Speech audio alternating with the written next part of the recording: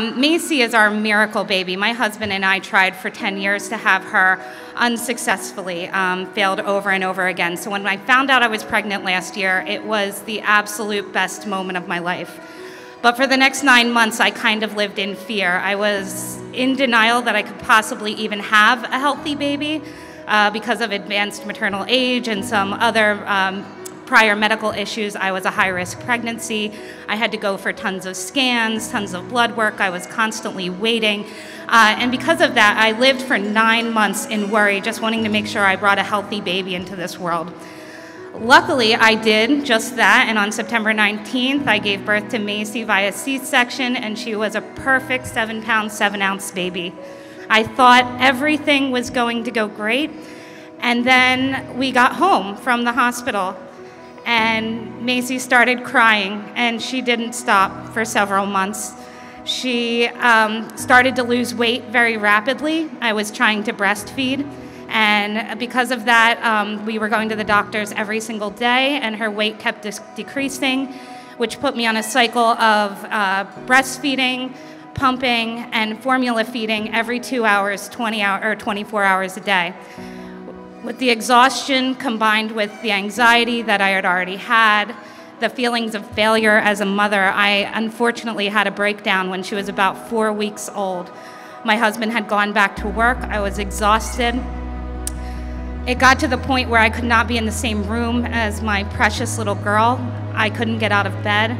When I finally got to the doctor, I was diagnosed with postpartum depression and anxiety. I couldn't believe that that could happen to me after wanting nothing more than her for 10 years, but like 1 in 5 women, that became my story and my journey. It became immediately evident that while my husband was not going to stay home because we couldn't take the financial hit of him leaving work, we were going to have to take advantage of New Jersey family leave. I needed him, my child needed him, and I needed to be healthy in order for her to be healthy. He ended up taking 6 weeks off, so that was my time limit to get my act together.